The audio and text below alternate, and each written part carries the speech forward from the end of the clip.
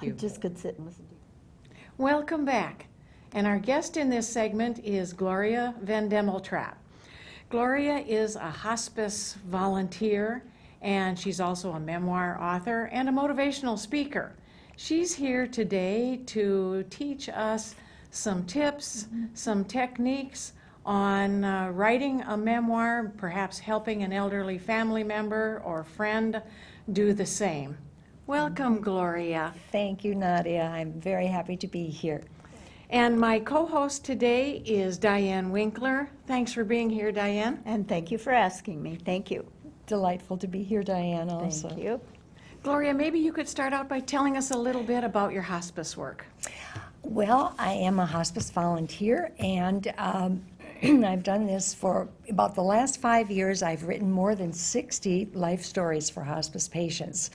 This is, and I don't consider myself an expert. I call myself a searcher. I'm always searching for new ways to capture people's memories and to help them capture their memories. It's a wonderful, satisfying thing to watch the joy on the faces of the people telling their stories. It is absolutely wonderful. They get a wonderful joy out of doing it.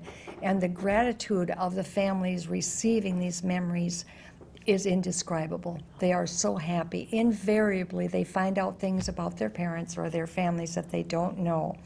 And it's wonderful to see their happiness at getting the story. My goodness. Oh, that has to be fantastic. It is wonderful. You become one of the family members Well, when you're going through all this with the person yes, that's writing yes, that. basically you can. And I'm often asked, why write a memoir? Why write a memoir? That would be one of my Right. first questions. Why would anyone want to do that? Or do they have much of an audience above and beyond their family, or is family enough?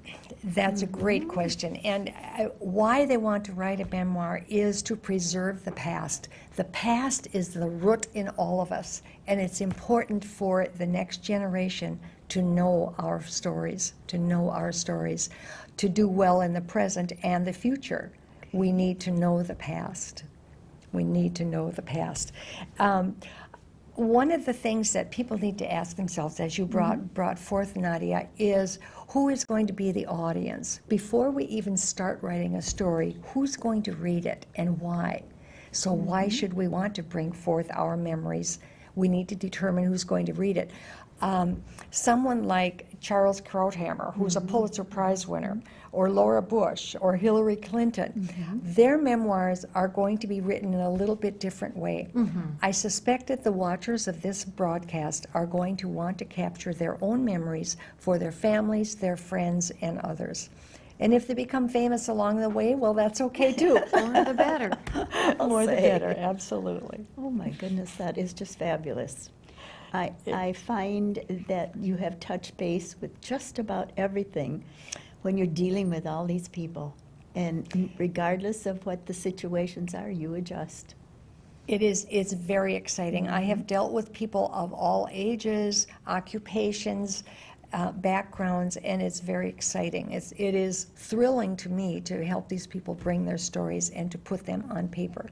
It's How do fabulous. they get started? I mean, if one person or someone you're talking with or teaching, how do they get started? What are the first steps? Well, something I like to say is, in one of my former lives, I was a communications consultant for an engineering firm, and I dealt with administering style instruments similar to the Myers-Briggs type indicator, because people have different ways of taking information in, making decisions, and living their lives. So this applies to how they tell their story. Truth is a little different. We don't see the world as it is. We see the world as we are. We see the world as we are. And it's important to bear that in mind. And in writing one story, to begin, for example, some people are organized and detailed. They want a plan before they start anything. You mean like an outline? Like an outline, exactly. An outline, a plan. They want things organized and detailed. Some people are helter-skelter, highly creative, and they just want to jump in and start writing. And it's okay. That's what the whole point is. We can all do it, and we can all do it in a different way, in different ways. Patricia Hampel is called the queen of memoir because she's written 4 of them. And she says, I have a quote I wanted to read about her. She says that you can write 12 memoirs or more depending on how you capture a special moment, a memory, or a characteristic. Her most recent memoir, The Florist's Daughter, is simply about forgiveness. So isn't that an interesting thing? Very interesting. Very. And you Yes. mentioned memoir, and I think of biography and autobiography.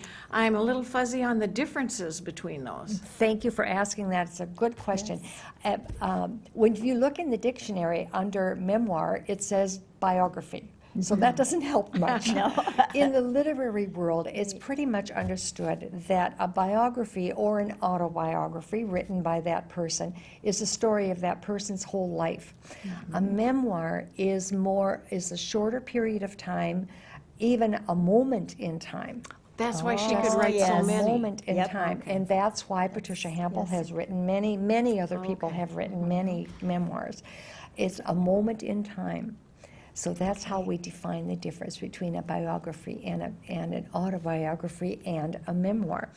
Hampel says, memoir is not what happened, it is what has happened over time in the mind, in the life as it attends to these tantalizing, Exactly. dismaying, broken bits of life history.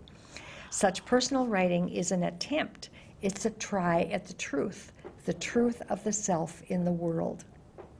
So Beautiful in getting quote. the Isn't truth, that- again, yes. we don't see the world as it is, we see the world as we are. So there are many different ways that we can start. Oh, my goodness sakes. Because when you would sit down and want to say, all right, this is what my plan is. Okay, then you would start something. Okay, you're ready to burst. What? I'm ready to burst, yes, yes. Because we can go, when I did great amount of research when I started doing this, and there are many ways to start.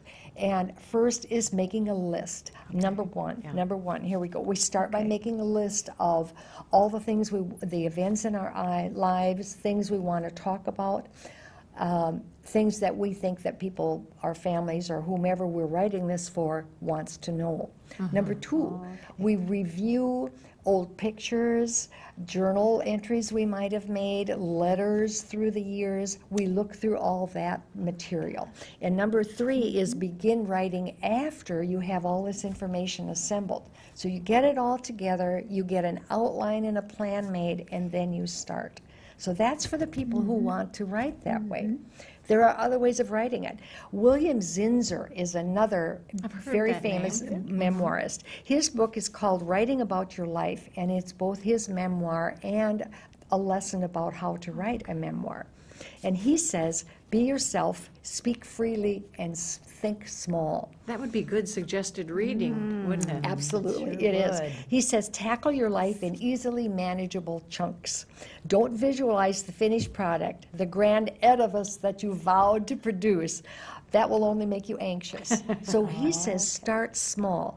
And what he suggests is to go to your desk, and this is for the creative thinking types as well as the organized people too, but he says, go to your desk and think of a memory and then write that memory from beginning to end. It has a beginning and an end, and you write that story.